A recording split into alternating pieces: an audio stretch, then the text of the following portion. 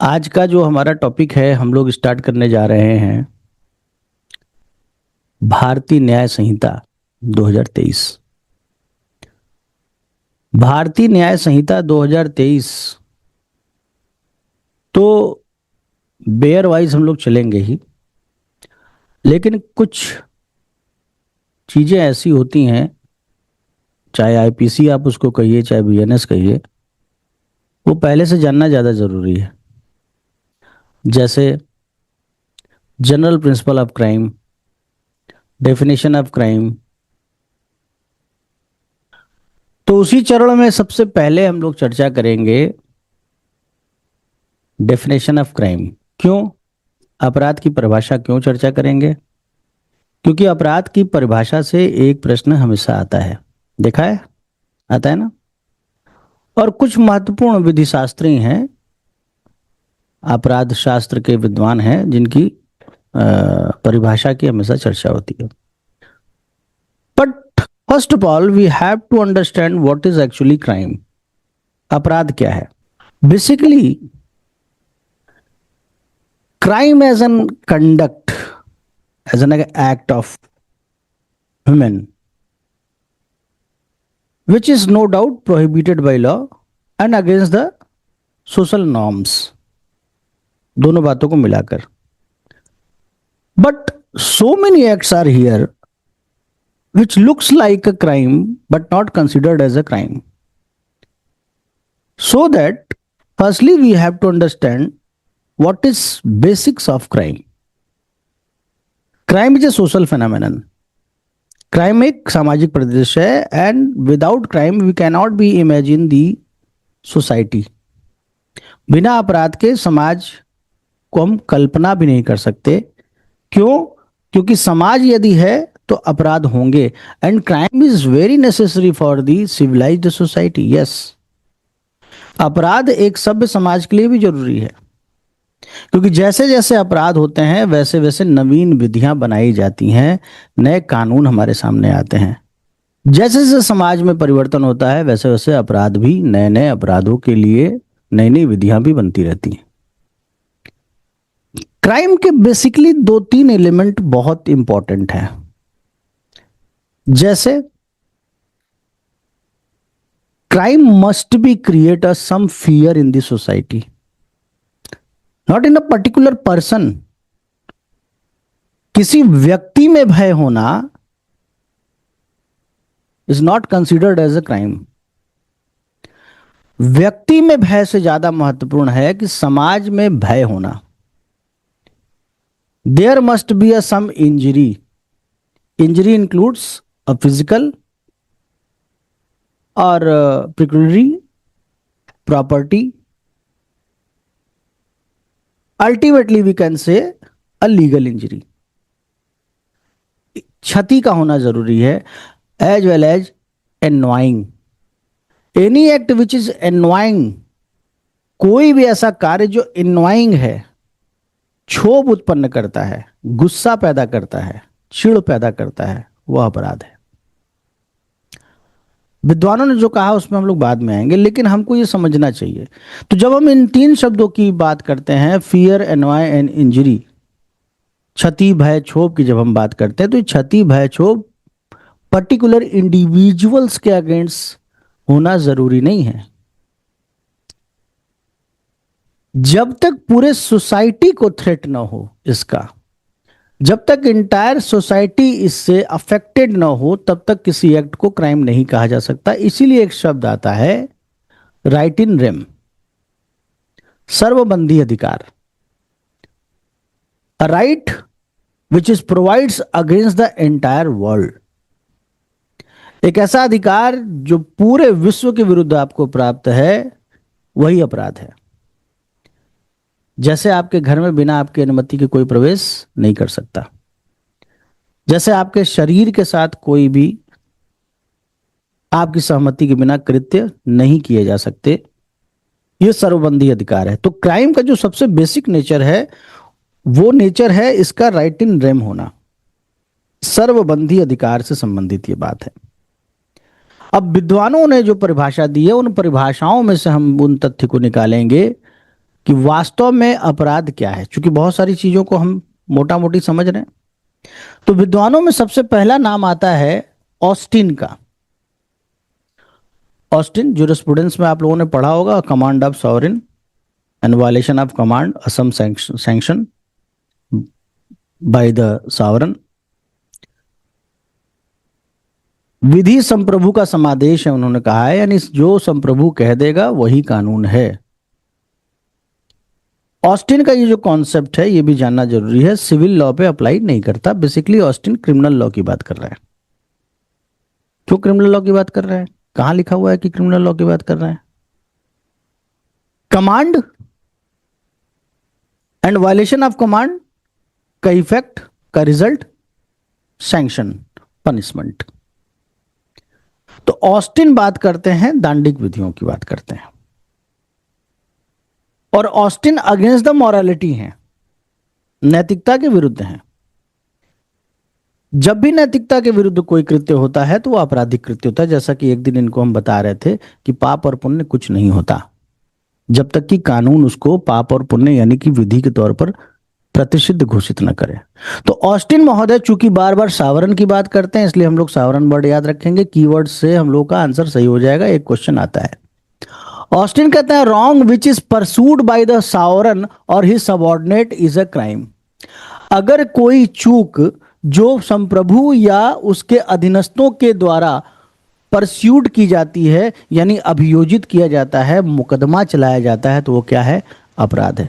कोई भी ऐसा चूक, गलती, कृत्य जो राज्य के द्वारा परसूड हो, यानी राज्य के द्वारा अभियोजित किया जाए, वो क्या है? अपराध है। इसीलिए क्या लिखा रहता है? अभियुक्त बनाम सरकार, सरकार बनाम अभियुक्त लिखा रहता है ना। आगे कहता है wrong which is pursued at the description of injured party, और इंजर्ड पार्टी या उसके रिप्रेजेंटेटिव के द्वारा है तो वो सिविल रॉन्ग है। ये बात हमको बहुत ज्यादा जानने की नहीं है। मूल बात हमारी ये है कि परसूड बाय द सावरन अगर कोई एक्ट है तो विच इज अ क्राइम। दूसरी बात जो कहते हैं गुडहार्ट महोदय कहते हैं crime is any act penalised by the state. अपराध कोई ऐसा कृत्य जिसके लिए राज्य दंडित करता है, पेनलाइज करता है, तो वो क्या है? क्राइम है। कौन कह रहा है? गुडहार्ट। अच्छे दिल का आदमी कभी भी पीड़ा पसंद नहीं करता। पेनलाइज वर्ड इन्होंने दिया है, याद रखिएगा। फिर आते हैं काला पत्थर, black stone. An act committed और omitted in violation of a public law forbidden और commanding it as well as crime is a violation of public right and duty due to the whole community considered as community। कोई कार्य जो किया गया या नहीं किया गया पब्लिक लॉ के वायलेशन में किया गया, प्राइवेट लॉ नहीं, पब्लिक लॉ। और साथ ही साथ क्राइम क्या है? वो पब्लिक राइट एंड ड्यूटी का वायलेशन है जो पूरे समाज के द्वारा कंसीडर किया जाता है, विचार में लिया जाता है। तो अगर स्क्रीन पे जो आप लोगों को दिख रहा है तो आप देखिए कि अपराध क्या है? एक लोक अधिकार और कर्तव्यों का उल्लंघन है। लोक अधिकार शब्द क्यों यहां प्रयोग किया गया? राइट इन रेम, इस कारण से। फिर आते हैं professor Kenny, crime are wrong whose sanction are punitive. अपराध एक रॉन्ग है, चूक है, गलती है, जिसका दंड पीड़ादायक है। कैसा दंड दे रहे हैं केनी महोदय? कैसा दंड दे रहे हैं? पीड़ादायक दंड जिसमें मिलता है वही अपराध है। And is in no way remissible by any private person, और किसी प्राइवेट पर्सन के द्वारा इसे समाप्त नहीं किया जा सकता। But is remissible by the crown alone, लेकिन राज्य के द्वारा समाप्त किया जा सकता है। विड्रॉल ऑफ प्रोसिक्यूशन है ना, पढ़ते हैं ना हम लोग विड्रॉल ऑफ प्रोसिक्यूशन 321 सीआरपीसी में, नए वाले में क्या हो गया? गुड। तो केनी महोदय ने भी ये बात कह दी। हुडा साहब की जो परिभाषा है वो बहुत ही अपरिपुष्ट परिभाषा है। अपराध एक ऐसा कृत्य है जो हाईली कंडेनेबल है, समाज के द्वारा निंदनीय है। ये समाज के द्वारा निंदनीय तो सिविल भी बहुत सारे मामले होते हैं, लेकिन हुडा साहब को आप याद कर सकते हैं कि सीरियस कंडमनेशन की बात करते हैं, निंदनीय बात बताते हैं कि अपराध एक ऐसा कृत्य है जो गंभीर रूप से क्या है, निंदनीय है। इसको भी याद रखेंगे। अब जो सबसे महत्वपूर्ण परिभाषा आती है वो आ जाती है स्टीफन की, सर जेम्स स्टीफन। स्टीफन की परिभाषा इतनी महत्वपूर्ण क्यों हो जा रही है, इस पर भी चर्चा करेंगे, और यहां से दो शब्दों का जन्म भी होगा। बहुत महत्वपूर्ण परिभाषा है स्टीफन की। स्टीफन की परिभाषा से ज्यादा बेहतरीन परिभाषा क्राइम की किसी ने दी ही नहीं। कह रहे हैं a crime is a violation of a right considered in reference to evil tendency of such violation as regard the community at large। साथ ही साथ crime is an act which is both forbidden by law and revolting to the moral sentiments of the society। अपराध अधिकारों का उल्लंघन है, किस संदर्भ में, एक इविल टेंडेंसी के संदर्भ में, और साथ ही साथ जो सबसे सिंपलेस्ट बात उन्होंने की वो ये कहा कि कोई भी कार्य जो राज्य द्वारा प्रतिषिद्ध है, फॉरबिडन बाय लॉ है, फॉरबिडन बाय स्टेट है, वो क्या है, अपराध है। लेकिन सिर्फ इतना नहीं है, as well as against the social sentiments and morality, सामाजिक संवेदना और नैतिकता के विरुद्ध भी है। इसकी क्या जरूरत थी लिखने की। स्टीफन महोदय क्यों कह रहे हैं कि अपराध कोई ऐसा कार्य है जो राज्य के द्वारा प्रतिषिद्ध है, साथ ही साथ against the social sentiment and morality है। इसको इन्होंने अलग नहीं किया है, एंड साथ में लिखा है। इससे दो तरह के अपराधों की चर्चा निकल के आती है। पहली आती है, थोड़ा छोटा कर लें राइटिंग,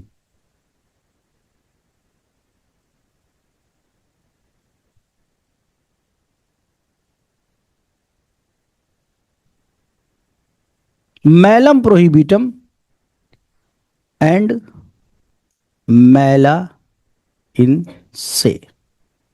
दो शब्द पैदा हो रहे हैं। कौन से दो शब्द पैदा हो रहे हैं, मैलम प्रोहिबिटम और मैला इन से। मैलम प्रोहिबिटम का मतलब होता है, कुछ जगहों पर नल्लम प्रोहिबिटम शब्द भी मिलता है, का मतलब होता है any act which is forbidden by law. यहां पर एक छोटी सी चीज आपके दिमाग में अभी डाल देना चाहते हैं, बाद में ये बहुत काम की हो जाएगी। कोई कार्य जो अपराध के तौर पर राज्य के द्वारा घोषित है, अपराध के तौर पर प्रतिषिद्ध है, वहीं इंटेंशन देखना है, वहीं क्या देखना है, मेंसरिया देखना है, और वहीं क्या साबित करना है, mistake of law. Where there is a mistake of law, act committed with the mens rea means a forbidden by law. जहां भी, इसको अभी दिमाग में बैठाइएगा, आगे बहुत काम आएगा, जहां भी विधि द्वारा प्रतिषिद्ध शब्द आएगा, उस शब्द का अर्थ यह है कि वहीं पर आपको क्या चेक करना है कि मिस्टेक ऑफ लॉ है या नहीं, इग्नोरेंसिया ज्यूरिस नॉन एग्जीक्यूटेड है या नहीं, बस वहीं देखना है। जहां भी विधि द्वारा प्रतिषिद्ध शब्द आएगा, इसका मतलब मेंसरिया वहीं चेक करना है। दो बातें बोल रहा हूं, वहीं मेंसरिया चेक करना है और वहीं विधि की भूल चेक करनी है। विधि की भूल है, इसका मतलब मेंसरिया था। लेकिन जहां शब्द मैला इनसे आ जाएगा, वहां विधि की भूल नहीं देखनी है, वहां इंटेंशन नहीं देखना है, वहां क्या देखना होगा, yes, absolute liability not strict. वहीं पर एक शब्द का जन्म हो जाएगा, एक विचार का जन्म हो जाएगा कि कार्य मात्र विधि के द्वारा प्रतिषिद्ध नहीं है, against the social sentiment and morality है। That's mean there is no necessity to prove the mens rea, that's mean he committed a crime. जहां पर कोई कार्य सिर्फ विधि द्वारा प्रतिषिद्ध है तो मेंसरिया चेक कर लोगे, लेकिन विधि द्वारा केवल प्रतिषिद्ध नहीं है, फॉरबिडन बाय लॉ नहीं है। साथ ही साथ क्या है, साथ ही साथ क्या है, सोशल सेंटिमेंट एंड मोरालिटी के अगेंस्ट भी है। वहां पर अब आपको मेंसरिया चेक भी नहीं करना है, मान लिया जाएगा कि आपने अपराध किया है। पानी पिलाना अपराध है? दूध में पानी पिलाना अपराध है? हो गया। फूड अडल्ट्रेशन एक्ट के तहत एब्सोल्यूट लायबिलिटी का कॉन्सेप्ट आता है। आप वहां पर इंटेंशन नहीं शो कर सकते कि साहब हमारा जो ग्राहक है वो पेट से बड़ा कमजोर है, इसलिए दूध में पानी मिला के देते हैं। अब दूध में पानी मिलाना against the social sentiment and morality है, सिर्फ प्रोहिबिटेड बाय लॉ नहीं है, अगेंस्ट द सोशल सेंटिमेंट है कि नहीं? क्या तुम चाहते हो कि तुम्हारा दूधिया जो है, सरदार जी जो आते हैं दूध देने, वो दूध में पानी मिला के दें? तो कहीं ना कहीं सामाजिक संवेदना को चोट पहुंच रही है। एक 18 वर्ष से कम आयु की लड़की को आप बहुत स्नेह कर रहे हैं, उसको कपड़े खरीद के दें, अच्छी अच्छी चीजें खिलाएं, पिज्जा बर्गर खिलाएं, उसको घुमाने ले जाएं, अपराध है कि नहीं? फॉरबिडन बाय लॉ उसको ले जाना है या उसका कंसेंट कंसीडर नहीं किया जाएगा, ये है। लेकिन माता पिता की अनुमति के बिना ले जाना against the social sentiment and morality है। इसलिए आर वर्सेस प्रिंस में उसको सजा मिली, ऑफेंसेस अगेंस्ट पर्सन एक्ट का सेक्शन 55, इसलिए उसको सजा मिली। अभी आएंगे उस केस पे। तो हमेशा इस बात को समझिए। अच्छा, यहां पर एक चीज हम और चर्चा कर लें, अब आगे की बात पे आते हैं। जब भी हम ये बात करते हैं कि अपराध क्या है, कैसे, अच्छा इसके बाद कंक्लूसिव वे में जब आप मेंस राइटिंग करते हैं तो आप डेफिनेशन, एक दो डेफिनेशन बता, खासतौर से स्टीफन महोदय की डेफिनेशन और रॉस्टिन की डेफिनेशन बताने के बाद आप फियर एंड इंजरी की बात भी बताएंगे। और सबसे पहले अगर आप कोई लाइन लिखेंगे तो बोलेंगे an act which is against the concept of right in rem is consider as a crime, and any act which creates a fear and injury against the entire world in the society, in the community, is an criminal act, as a Austin says and as a Stephen says। ये अब mains के point पे हो गया। Pre के point पे इसमें से किसी की भी चर्चा एग्जाम में कर ली जाएगी। यहां पर एक चीज की और हम चर्चा करेंगे जो यहां पर जनरली लोग नहीं करते हैं, लेकिन मेरा मन है तो हम करेंगे। I am the boss. Absolute liability, यहां पे हमने बोला कि एब्सोल्यूट लाइबिलिटी मेलाइन से हो गया। Bigamy is absolute liability, conspiracy against state is absolute liability, counterfeiting in coin and currency is absolute liability, and all crimes which are punishable at the stage of preparation is absolute liability। Always think about it। At the stage of preparation जो भी punishable है because of absolute liability। कोई जरूरत नहीं तुम्हारे mens rea की, और ना तुम्हारे एक्टस रिया का क्या परिणाम हुआ वो भी नहीं देखना है। तुमने अपराध किया है, दंड मिलेगा। तो absolute liability in a criminal and absolute liability in a civil are both same, समान है। absolute liability in criminal and absolute liability in civil, क्या एक बात है? बताइए। चलिए एक और हिंट दे देते हैं। joint liability in a criminal and joint liability in a civil are both same, why not? देखिए, जब हम लोग बात करते हैं किसकी, एब्सोल्यूट लाइबिलिटी की,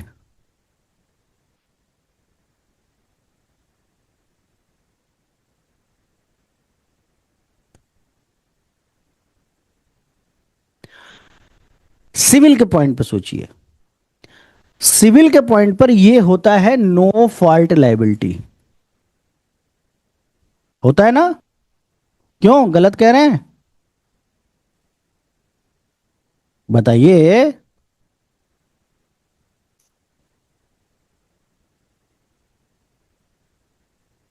अदोष दायित्व, आपकी गलती हो ना हो आपको सजा मिलेगी।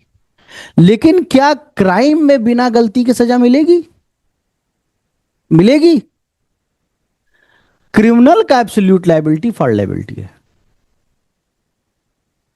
क्रिमिनल भाई, क्रिमिनल लॉ का जो बेसिक कॉन्सेप्ट है, paramount principle of criminal law, actus reus is not a crime, but mens rea and actus reus concurred a crime, तभी अपराध बनेगा।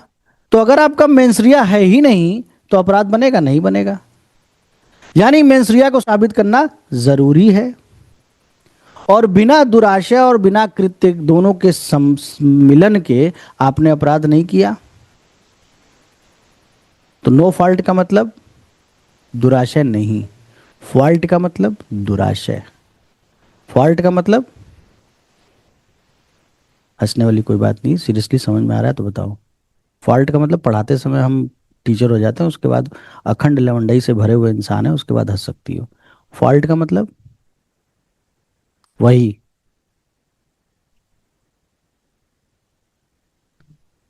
दुराशय। Fault means you have a some mens rea. No fault means you have not a mens rea. Mens rea, तो civil का absolute liability no fault है। Criminal में तब तक किसी को सजा नहीं दे सकते हो जब तक कि मेंस रिया उपस्थित ना हो, भले हम प्रिज्यूम कर लेंगे। प्रिज्यूम कर लिया हमने कि तुमने दो शादी की, क्यों? पहली वाली खाना नहीं अच्छा बना रही थी। आप कहेंगे कि पहली वाली खाना अच्छा नहीं बना रही थी, या पहली वाली ने बच्चा नहीं पैदा किया, या मेरे साथ मैरिटल रिलेशन नहीं रख रही है, क्या ये ग्राउंड होगा? प्रिजम्पशन है तुम्हारा मेंस रिया है। इसलिए अब आप मानेंगे कि क्रिमिनल का एब्सोल्यूट लायबिलिटी क्या होता है? फॉल्ट होता है कि नहीं? मान ली। चले आते हैं ज्वाइंट लायबिलिटी पर। किस पर आ जाते हैं? Joint liability. In a civil, joint liability is a vicarious liability.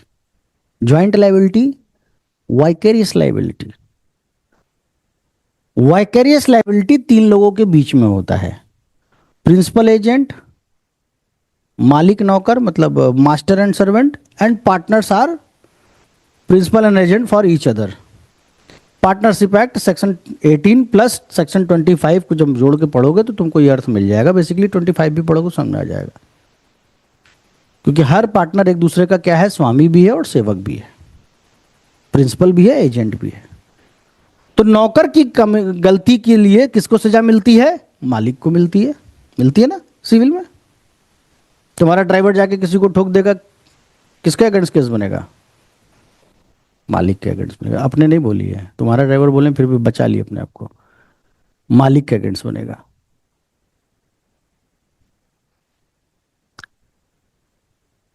Civil में जा रही हो वो नो फॉल्ट था, ठीक है? अभी जो बता रहे हैं वो समझो। ऐसे तो सबसे पहला केस एसबी बनाम वाइट में होगा, इंजीरियस इन डमडम का, वो भी एब्सोल्यूट ही है। उधर मत जाओ, जो बता रहे हैं वो समझो। आपके दिमाग में आ गया होगा वो तो इंजीरियस इन डमडम है, इससे क्यों जोड़ रहे हैं एसबी बनाम वाइट को? जस्टिस होल्ट का जजमेंट हम प्रूव कर देंगे इसलिए जोड़ रहे हैं। हम कुछ भी प्रूव कर सकते हैं, हम जो बता रहे हैं उसको समझना है खाली। तो vicarious liability is a joint liability. नौकर ने कुछ किया स्वामीदायी होगा, नौकर ने कुछ किया स्वामीदायी होगा इन अ सिविल। लेकिन क्रिमिनल में स्वामी तब तक दायी नहीं होगा जब तक कि उसका मेंसरिया ना हो। इसीलिए सेक्शन 34 आईपीसी और सेक्शन 3 का क्लॉज 5 बीएनएस की अंतिम लाइन क्या है? मानो वह कार्य स्वयं अकेले किया। माना जाएगा कि in the furtherance of common intention तुम वो काम कर रहे थे, तो तुम स्वयं वो काम कर रहे थे। जॉइंट लायबिलिटी अलग हो गया, वैकेरियस नहीं कहा जाएगा ना इसको। क्योंकि सिविल के ज्वाइंट लाइबिलिटी को वैकेरियस के साथ पढ़ा जाता है और वहां नो फॉल्ट होता है वो स्वामी का, फिर भी उसको दंडित किया जाता है। लेकिन क्रिमिनल में तब तक किसी को दंडित नहीं कर सकते जब तक मेंसरिया ना हो। कर सकते हैं? बिना मेंसरिया के किसी को दंडित कर सकते हैं? नहीं कर सकते। अलग हो गया? हो गया अलग? बात समझ में आ रही कि नहीं आ रही है कि सब उड़ रहा है? क्लास के बाद मिलो, देख लो क्या दिन आ गए। पढ़ाते पढ़ाते अब बिजनेस के बारे में सोचने लगे। लेकिन क्राइम में भी वेकेरियस लाइबिलिटी होता है, केवल उस मामले में होता है जिस मामले में किसी अनलॉफुल असेंबली असेंबली के लिए, किसी अपराध के लिए आप अपनी जगह देते हो ना, तो केवल वही होता है। आईपीसी में तुम्हारा 154, 155, 156 हुआ करता था, या 155, 156, 157 हुआ करता था। अब बीएनएस में क्या हो गया है वो तुम लोग चेक कर लेना। तो फिर से हम लोग चले आते हैं जहां हम लोग थे। ये बात समझ में आ गई ना? इस लेवल का इंटरव्यू में क्वेश्चन हो सकता है, और नहीं भी होता है तो आपको ये थॉट दिमाग में होनी चाहिए। आप जब क्राइम पढ़ने जा रहे हैं तो you must be know about the civil law also. और सिविल और क्रिमिनल लॉ का जब तक रिलेशन आपको नहीं आता है तब तक पढ़ने का कोई मतलब नहीं है आपका। तो आ जाते हैं बंधु, डेफिनेशन हो गया। डेफिनेशन में कोई प्रॉब्लम? कोई प्रॉब्लम नहीं। स्टीफन याद रहेंगे? मेलम प्रोहिबिटम मेलाइन से। ठीक है, वो अभी हम केस पे आ जाएंगे, डरिएगा मत। दूसरा जो टॉपिक आज का हम चर्चा करना चाह रहे हैं, वो टॉपिक हम चर्चा करना चाह रहे हैं एलिमेंट ऑफ क्राइम। आप कहेंगे सर सीधे इस पे क्यों आ गए, इतनी जल्दी भी क्या थी? जनरली हम जब डेफिनेशन ऑफ क्राइम पे चर्चा करते हैं तो उसके बाद हम मेंसरिया पे चले आते हैं, लेकिन अगला पड़ाव हमारा होगा जब एलिमेंट के हिसाब से चलेंगे। तो अगला पड़ाव तो होगा ही मेंसरिया, होगा कि नहीं होगा? खैर, पहला जो हमारा आज का मुद्दा है वो है एलिमेंट ऑफ क्राइम, अपराध के तत्व। अपराध चार तत्वों से बनकर मिलता है, ये तो आपको पता ही है। क्या क्या होता है? पहला, ह्यूमन बीइंग होना चाहिए, मनुष्य होना चाहिए अपराध करने के लिए। कौन सा मनुष्य? सेक्शन 11 आईपीसी और सेक्शन 2 का क्लॉज 26 बीएनएस किसकी परिभाषा देता है? पर्सन की, व्यक्ति। और व्यक्ति के अंतर्गत कारपोरेशन और कंपनी भी इंक्लूड है। पर्सन इंक्लूड्स अ कारपोरेशन और कंपनी और society. That's mean natural person और लीगल पर्सन दोनों की बात हो रही है। नेचुरल हम लोग हो गए, और लीगल क्या हो गया? कंपनी, लीगल पर्सन वो भी हो गया। अच्छा, राष्ट्रपति लीगल पर्सन है या नेचुरल पर्सन है? There shall be a councillor, there shall be a president of India, legal है या नेचुरल है? बोल क्या रहा है कुटर कुटर? द्रौपदी मुर्मू नेचुरल है, लेकिन president of India Draupadi Murmu legal है। इसीलिए there shall be a president of India लिखा हुआ है कि नेचुरल मर भी जाएगा तो भी देयर शैल बी हमेशा रहेगा। भारत का राष्ट्रपति there shall be council of minister हमेशा रहेगा। किस केस में बोला गया है कि डिसोल्यूशन ऑफ लोकसभा के बाद भी काउंसिल ऑफ मिनिस्टर जिंदा रहती है? तो व्यक्ति के अंदर संगम, कंपनी और सोसाइटी सब आते हैं। ये बात इस धारा में लिखी हुई है। अब क्या किसी कंपनी को दंडित किया जा सकता है? मान लीजिए कोई मर्डर हुआ कंपनी के अंदर, तो क्या कंपनी को दंडित करिएगा? या कल्पेबल होमिसाइड हुआ, मान लीजिए मर्डर नहीं, आप कहेंगे सर मर्डर में तो कोई तो आदमी होगा, कल्पेबल होमिसाइड में तो जरूरी नहीं है। जरूरी है कल्पेबल होमिसाइड में पेट में चाकू डालना? कैसे नहीं, बताओ। कल्पेबल होमिसाइड में कुछ बिना किए भी मौत हो जाएगी सामने वाले की, मतलब कुछ करना होगा लेकिन शरीर ओवरटेक्ट करने की जरूरत नहीं है बॉडी से। अरे यार, जैसे कोई आदमी बीमार है, तुम उसको जाके कह दिए कि बेटा अब तो तुम मरने वाले हो, मर गया तो क्या हो गया? कल्पेबल होमिसाइड हो गया? हो गया कि नहीं हो गया? एक्सप्लेनेशन वन है ना, 100 का, पहले उसका 299 का। तो मान लीजिए कोई कल्पेबल होमिसाइड हो गया या सुसाइड किसी ने कर लिया कंपनी के कार्यों से, पैसा शेयर खरीदे हैं, डूब गया, मर गए, कंपनी को लायबल ठहराओगे? कंपनी को आप सजा नहीं दे सकते हो। First time held in R versus daily newspaper कि no one can prosecute a company for a crime against a human body. Even human body भी उन्होंने यूज नहीं किया था, हम अपनी ओर से जोड़ दिए हैं, आप दंडित नहीं कर सकते हो। उसके बाद एक और बहुत महत्वपूर्ण केस आता है, Lennard's carrying company limited versus asiatic petroleum company limited.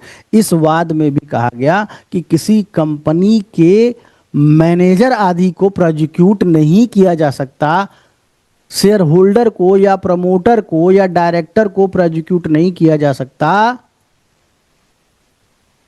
लेकिन कंपनी के ऊपर वाद चलाया जा सकता है। अल्टीमेटली जो केस आता है, state of Maharashtra versus syndicate transport company limited, बहुत इंपॉर्टेंट केस है, ये एग्जाम में पूछा हुआ है। इस केस में कह दिया गया कि फ्रॉड के लिए 419 420 आईपीसी के लिए कंपनी को प्रोसिक्यूट किया जा सकता है। लेकिन मैं अभी भी आपको समझाने के लिए कह दूं कि मानव शरीर के विरुद्ध अपराध के मामलों में कंपनी को दंडित नहीं कर सकते, कंपनी के डायरेक्टर को करना। किसी को सजा देंगे ना, कारावास कंपनी को दे देंगे या डेथ सेंटेंस कंपनी को दे देंगे, ह्यूमन बीइंग को देंगे। तो कंपनी को ह्यूमन बीइंग के तौर पर प्रोसिक्यूट नहीं कर सकते। हां, आर्थिक अपराधों के मामले में criminal breach of trust, miss appropriation of property, इसके लिए कर सकते हैं, चीटिंग इसके लिए कर सकते हैं, बहुत सारी चीजें हैं। चीटिंग में फ्रॉड इंक्लूड है। चीटिंग एक ऐसा अपराध है जिसमें डिसऑनेस्टी और फ्रॉड दोनों है। अभी डिसऑनेस्टी और फ्रॉड का रिलेशन समझाएंगे, बहुत मजेदार रिलेशन है। फ्रॉड है ये है, देखो फ्रॉड ये है और डिसऑनेस्टी उसके बीच में है, यानी फ्रॉड के अंदर डिसऑनेस्टी है, डिसऑनेस्टी के अंदर फ्रॉड कभी नहीं होता, समझाएंगे बाद में। तो व्यक्ति क्लियर हो गया आपका, व्यक्ति डन, कि बता दें पूरा क्या क्या लिखा था इस केस में। एक्चुअली आपको केस जानना है और मेंस में कभी क्वेश्चन इसका बनेगा नहीं। बनेगा तो ये 3 केस अगर आपको याद है तो आप घुमा लेंगे, घुमा नहीं लेंगे, इतना तो घुमा ही लेंगे, जितना हम बोले उतना तो आप घुमा ही सकते हैं। ये भी हो गया। अब आगे बढ़ते हैं। आगे बढ़ने के क्रम में जो अगला हमारा पड़ाव है, वो अगला पड़ाव हम लोगों का एलिमेंट ऑफ क्राइम में मेंस रिया है। बहुत इंपॉर्टेंट चर्चा मेंस रिया की होगी। अब मेंस रिया,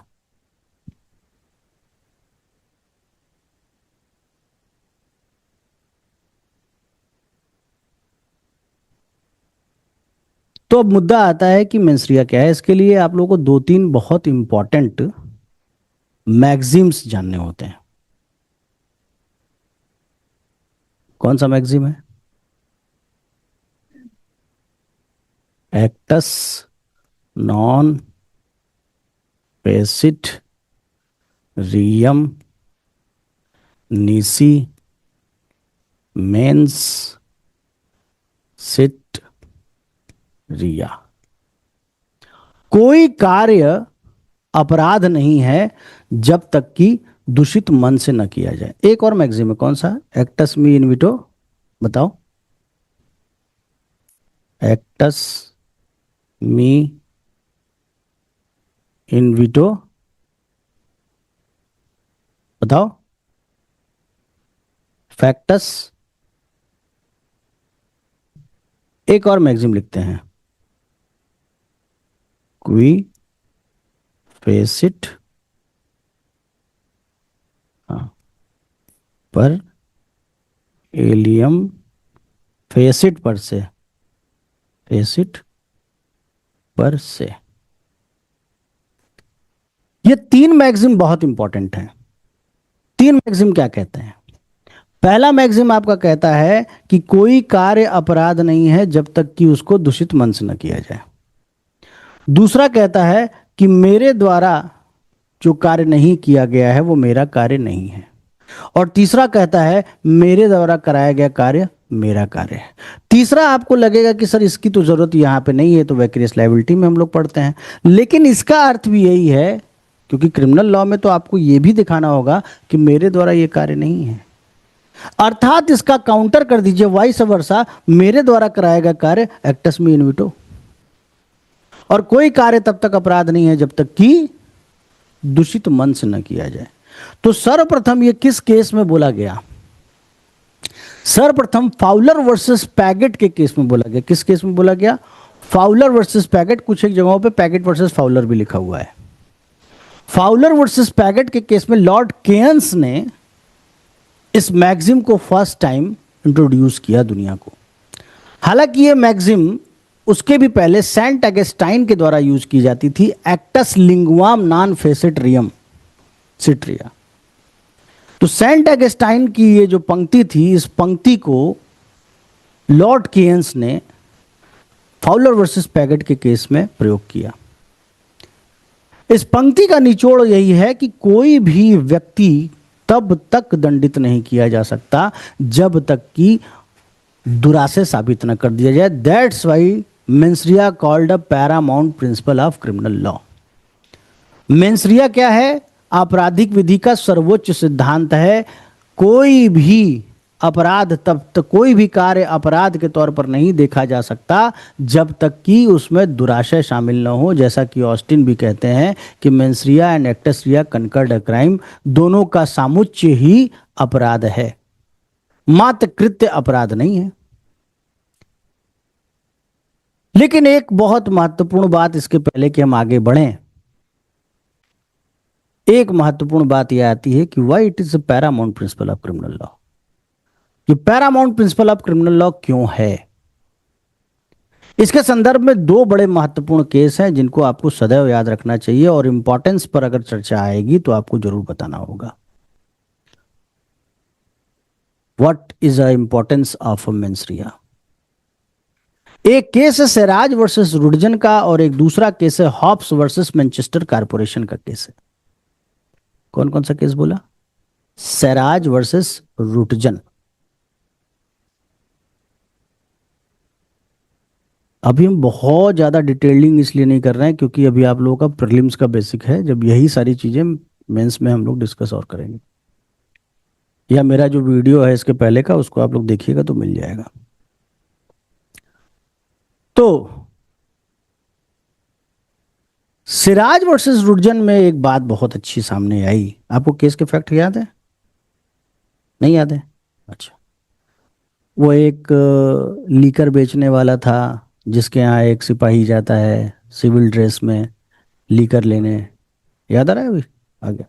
हाँ, उसमें बोला गया कि उसका मेंसरिया नहीं था क्योंकि सिपाही सिविल ड्रेस में था, और वो मिस्टेक ऑफ फैक्ट था, मिस्टेक ऑफ लॉ नहीं था। खैर, उस पर हम लोग आएंगे बाद में। सिराज वर्सेस रुडजन में एक बहुत ही अच्छी बात कही गई। बोला गया कि mens rea is always inherent in every criminal statutes until and unless it will be proved or disproved by the parties and prosecution. Mens rea प्रत्येक आपराधिक विधि में अंतर्निहित है, भले उसे लिखा न गया हो। दुराशय प्रत्येक आपराधिक विधि में क्या है whether that is mentioned in statute or not, चाहे उसको मेंशन किया गया हो मेंसरिया डिनोटिंग टर्म या ना किया गया हो। हाँ, लेकिन जब तक कि उसको साबित या ना साबित न कर दिया जाए, that's mean you have a opportunity, you have a right to prove और disprove the mens rea by the parties. अब जैसे intention, knowledge, negligence, restlessness, dishonesty, voluntarily, good faith, fraud, deceitful meaning, these all are mens rea denoting term. ये सब क्या है? ये आशय को नहीं बताते हैं, ये आशय ही तो प्रकट कर रहा है। इस पे भी हम चर्चा करेंगे कि इन शब्दों का अर्थ क्या होता है। कुछ कुछ एक शब्दों का बड़ा महत्व है, खासतौर से intention, knowledge, dishonesty and fraud पे हम लोग चर्चा करेंगे। तो प्रत्येक आपराधिक विधि में मेंसरिया है। दैट्स मीन अब without mens rea no one can be convict, no one can be prosecute.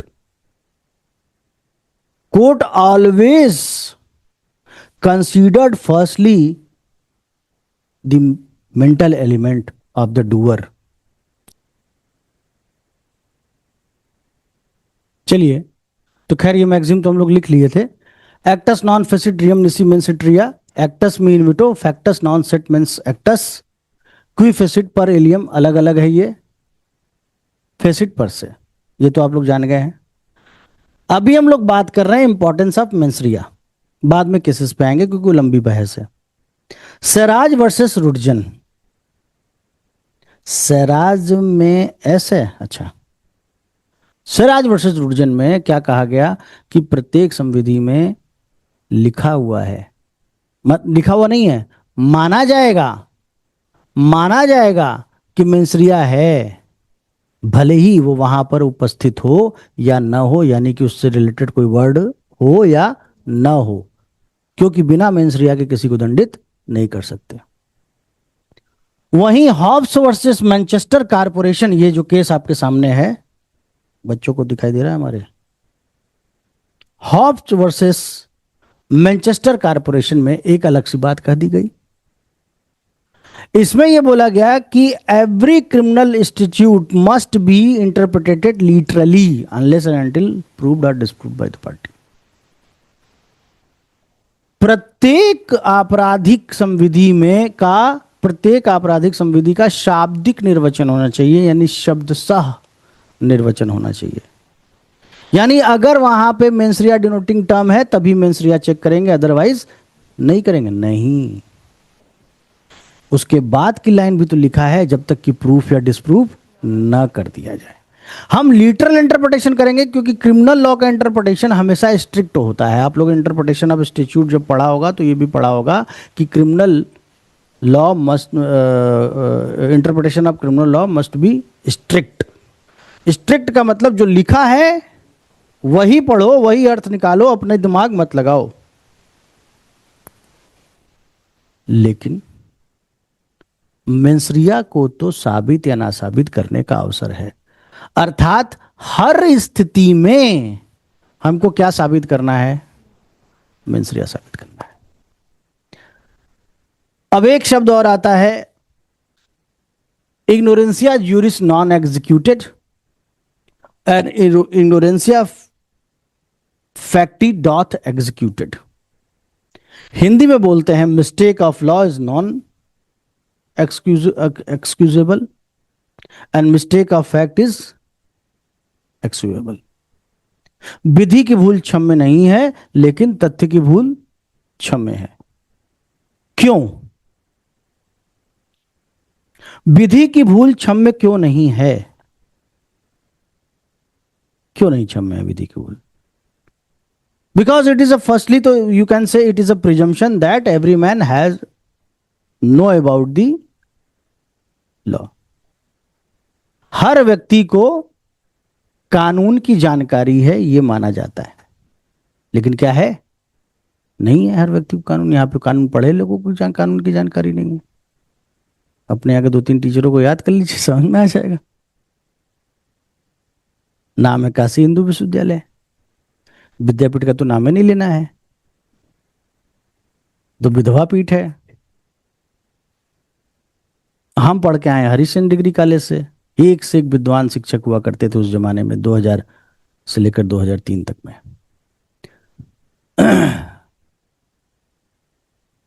विधि की भूल क्षम्य नहीं है जब हम कहते हैं, तो हमें उसके पहले ये बताना पड़ता है, मैंने शुरुआत में ही कहा कि whenever any person used a term that ignorantia juris non executed, that's mean you have to prove the mens rea in such case। आपको वहीं पर मेंसरिया चेक करना है जहां विधि की भूल क्षम्य नहीं है, का मतलब कि मेंसरिया वहीं चेक करना है। मिस्टेक ऑफ फैक्ट में मेंसरिया की कोई बात ही नहीं है, क्योंकि इट्स सेल्फ शोइंग दैट आपकी मिस्टेक नहीं है। जहां पर शब्द प्रयोग करना है होता है कि विधि की भूल क्षम्य नहीं है, that's mean you are discussing about the act prohibited by law.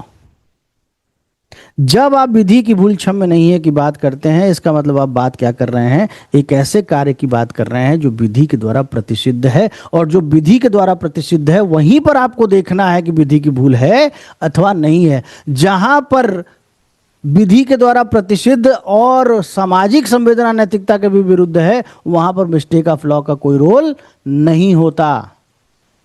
वहां मिस्टेक ऑफ लॉ का कोई रोल नहीं होता, प्रिज्यूम कर लिया जाता है कि मिस्टेक ऑफ लॉ ही है।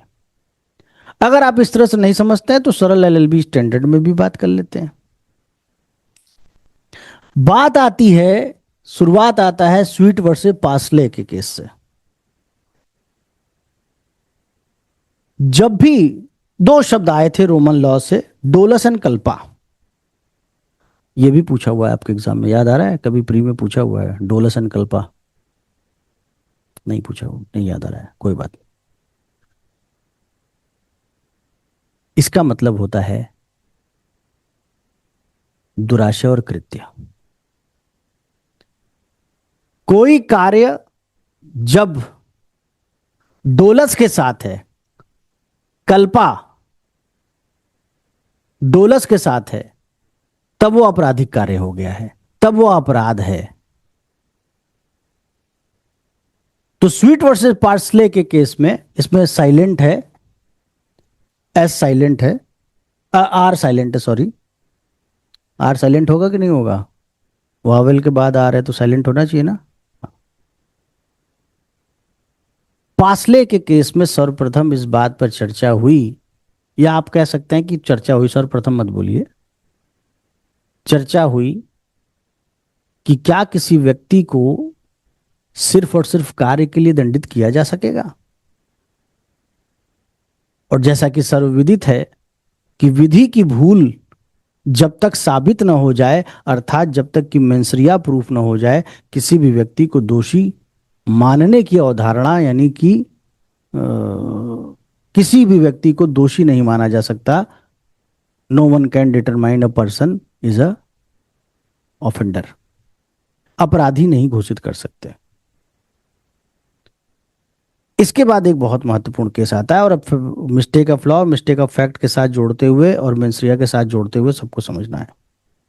इसके बाद एक जो बहुत महत्वपूर्ण केस आता है, वो केस आता है आपका आर वर्सेस प्रिंस का। एग्जाम में पूछा हुआ है कि कौन सी धारा थी, तो ऑफेंसेस अगेंस्ट पर्संस एक्ट की धारा 55 थी। ऑफेंसेस अगेंस्ट, वो इंग्लिश में ही लिखना पड़ेगा, यहाँ का केस नहीं है ब्रो, आर का केस है। ऑफेंसेस अगेंस्ट लिखियो, ऐसे नहीं बोल रहे हैं उसको हम, एग्जाम में पूछा हुआ है वो, तो क्यों नहीं लिखा? कहाँ लिखा है बताओ, देखिए कहाँ लिखा हुआ है, ऑफेंसेस अगेंस्ट पर्संस एक्ट कहाँ लिखा हुआ है बताओ? यहाँ तो नहीं लिखा हुआ है। तो बोलना पड़ा ना हमको, तब ना लिख रही हो। आपके ही काम का है, मेरे काम का नहीं है। मेरे काम का है, मेरा तो हो गया, तेरा तो हो गया ना। निकल दिलरुबा, याद है श्रीमान श्रीमती जी? उसमें था ना राकेश बेदी, दिलरुबा बना था मोटा सा, केकू। वो हर बात में उसका डायलॉग था, तेरा हो गया ना, तू निकल। इस केस में होता यह है कि प्रिंस नाम का एक आदमी प्रोजिक्यूट किया जाता है, एक 18 वर्ष से कम आयु की लड़की को उसके माता पिता के अनुमति के बिना ले जाने, माता पिता की संरक्षता से, गार्जियनशिप से वो ले जाता है। ले जाता है, ले जाना मात्र अपराध है क्या?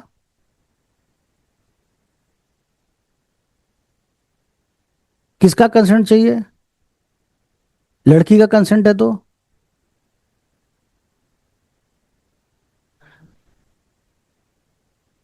18 साल से कम है तो लड़की का कंसेंट कंसिडरेबल ही नहीं है अकॉर्डिंग टू लॉ, क्योंकि इंडियन माइनॉरिटी एक्ट 1875 ये कहता है कि 18 वर्ष से कम आयु का व्यक्ति का कंसेंट महत्व ही नहीं रखता। तो लड़की का कंसेंट तो गायब हो गया। फिर वो एक फैक्ट को उठाता है, केस के फैक्ट के आधार पर बात करता है कि वो लड़की अपनी स्वेच्छा से उसके साथ चली गई। तो क्या लड़की का स्वेच्छा चला? अब ये भी ग्राउंड नहीं बनेगा, क्योंकि उसका तो कंसेंट है ही नहीं। हाँ, लड़की 18 वर्ष से अधिक आयु की लगती थी, she presumes like a major. तो क्या है कि ये प्रूडेंट और रीजनेबल ग्राउंड है? तो कोई भी व्यक्ति इस बात का तर्क नहीं ले सकता कि देखने में 18 वर्ष से ज्यादा की ले रही थी, ये बात भी उसकी उड़ गई। मैं अभी उसमें कौन कौन जजेस थे उनका नाम मुझे लगता है आप लोगों को बता देना बहुत जरूरी है, क्योंकि वो भी एक बार एग्जाम में पूछा हुआ है और अलग अलग समय पे अलग अलग लोगों का नाम पूछा हुआ है। जब 11 जजेस की थी। चले बड़का लॉ कॉलेज के सामने से भी नहीं गुजरे हैं, बन रहे हैं ज्ञानी।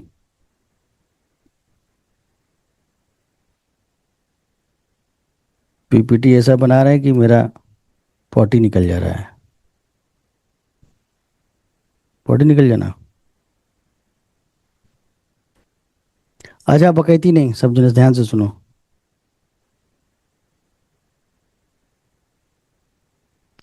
16 जजेज 16 जजेस tried the case and all but one, मतलब एक अलग से था, ठीक है। अलग अलग लोगों ने अलग अलग बातें कही हैं, उस पर बात होगी। और ब्राहमवेल की बात इंपॉर्टेंट है, इसलिए जरूरी था कि ब्राहमवेल का नाम आप लोगों को बता दें। खैर, तो Prince Harry was tried for having unlawful taken away unmarried girl, ये सब आप लोगों को पता है। तो ये ग्राउंड भी जो है नहीं माना गया कि वह कितने वर्ष की आयु की आपको लग रही थी, because it's a matter of fact. And one more thing which is not very much clear in your book, in my book, that a mistake of fact means what? Mistake of fact must be real mistake, not a illusory. Illusion नहीं होना चाहिए। भ्रम, भ्रम mistake of fact नहीं है, तथ्य की भूल नहीं है। वास्तविक होना चाहिए। भ्रम का, तथ्य की भूल कैसी होनी चाहिए? वास्तविक होनी चाहिए। यह भ्रम है कि 18 साल से ज्यादा की लग रही थी। अब जैसे हम एक उदाहरण देते हैं अपने बच्चों को हमेशा, कि अगर मान लीजिए उधर अंधेरा है और कोई सांप कुंडली मार के बैठा हुआ है, तो आप उसको क्या समझोगे? और वहीं एक दूसरी जगह पर रस्सी का ढेर रखा हुआ है, उसको आप क्या समझोगे? अगर सांप को आप रस्सी समझते हो, it is a mistake of fact. लेकिन रस्सी को सांप समझते हो, यह मिस्टेक ऑफ फैक्ट नहीं, ये इल्यूजन है। इल्यूजन हुआ आपको। रियलिटी होनी चाहिए कुछ। तो ये रियलिटी नहीं है कि कोई लड़की कैसी लग रही थी। हमको तो सब लड़कियां जो हैं छोटी ही लगती हैं। हमारी भाई परसों गई थी हॉस्पिटल वो कराने, अल्ट्रासाउंड। उनको एक समस्या आ गई है, 1 डेढ़ साल से बहुत गंभीर समस्या है, लेकिन पड़ा हुआ है, वैसे ही डॉक्टर ने मना किया उसको छूने के लिए। तो जो लेडी डॉक्टर बड़ी खूबसूरत सी थी, हम कहे काश कि मेरा पेट भी खराब होता, हमको भी ट्यूमर हो जाता, हम भी चेक कराते। लेकिन खैर, हमारा दुर्भाग्य कि हमारा पेट ठीक था।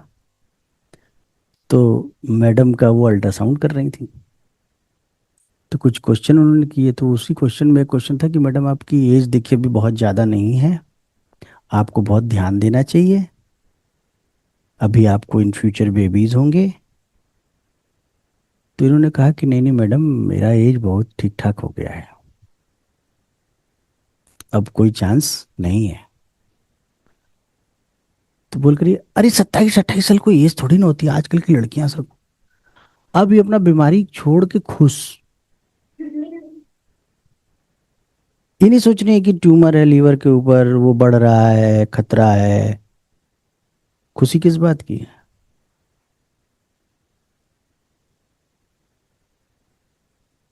हम इल्यूजन इल्यूजन नहीं। तो इन्होंने कहा मैडम अब मेरा पर्चा देख लीजिए। तो अरे इतनी एज है आपकी? अब मैडम का जो है, डॉक्टर जो थी, उनका मिस्टेक ऑफ फैक्ट है, और हम जानते हुए अगर कहेंगे तो इल्यूजन होगा। तो खैर, यहां तक जब ये बात आई तो एक तर्क ये लिया गया प्रिंस हैरी की ओर से कि उसका कोई इंटेंशन नहीं था, उसने जानबूझकर ये अपराध नहीं किया है, ये मिस्टेक ऑफ फैक्ट के तहत हो गया। ये कहा गया, इसी बात को समझाना चाह रहे थे इतने देर से, ये कहा गया कि इन case of prohibited by the state, an act which is prohibited by the state, in such case we should clear the element of mistake of law। हम वहां पर विधि की भूल देखेंगे, लेकिन an act which is prohibited by law as well as against the social sentiment and morality, ये presume कर लिया जाएगा कि मिस्टेक ऑफ लॉ है, यानी कि वहां मेंसरिया का कॉन्सेप्ट मान लिया जाएगा, बिना दुराशय साबित किए भी यह माना जाएगा कि अपराध किया गया। ब्रामवेल जे ने इस बात को बताया।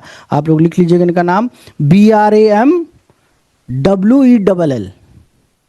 ब्रामवेल। और हमको तो हमेशा याद हो जाएगा ये नाम, हम भूल गए थे। ब्राह्मण ऑलवेज वेल, ब्रामवेल। हालांकि मुझे कोई बहुत खुशी नहीं है ब्राह्मण होने पे।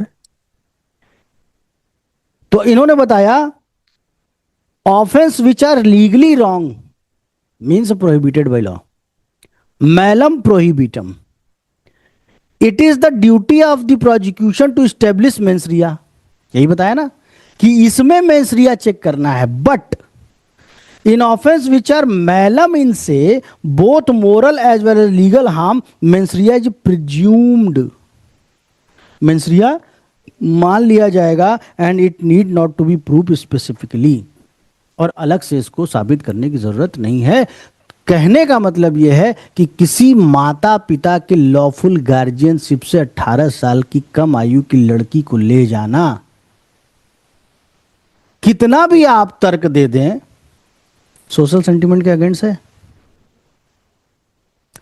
इमोरल भी है, और कानून उसको अपराध बता भी रहा है। ऑफेंसेस अगेंस्ट पर्सन्स एक्ट का सेक्शन 55 उसको अपराध बता भी रहा है। आवाज आ रही ना बच्चों? आ ही रही होगी, बता रहा है। इस केस में भैया हेनरी को सजा हुई। किस चीज की सजा हुई होगी? Kidnapping, kidnapping. लेकिन इसके बाद एक और बहुत बढ़िया केस आता है, वो केस है आर वर्सेस टॉल्सन का।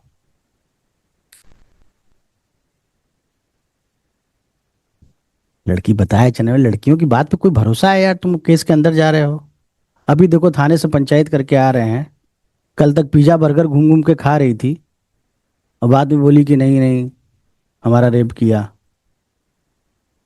तो 4 साल से रिलेशन में थी, अब रेप का केस अब कर रही हैं। हो गया बेटा, तुम अपना काम करो, गधा कहीं का। लड़कियों की तरफदारी मत क्या करो। आज मैं डिस्ट्रिक्ट जज नहीं हूं सिर्फ लड़की की वजह से। जितने जितने इतना ज्यादा लड़कियों का सिलेक्शन क्यों हो रहा है? 70% लड़कियां हो गई भाई पिछले 610 वाले में, 65% लड़कियां हो गई, 372 लड़कियां 610 में। क्यों हो रहा है? ये सब सदस्य के आ रही हैं कोचिंग, जा रही हैं कॉलेज, लड़के उसी में परेशान, लड़कों का सिलेक्शन ग्राफ नीचे, इनका ग्राफ ऊपर। सब षड्यंत्र के तहत लड़कियां कर रही हैं, लड़कियों की तरफदारी नहीं। एक दिन ऐसा आएगा कि पंचायत घर हो जाएगा कोर्ट। इतनी लड़कियां चली जाएंगी न्यायालय में जज बन के ना, कि लड़के खाली वादकारिये रह जाएंगे। वकील लायक भी नहीं है सब। देख ही रहे हो कैसी पढ़ाई चल रही है।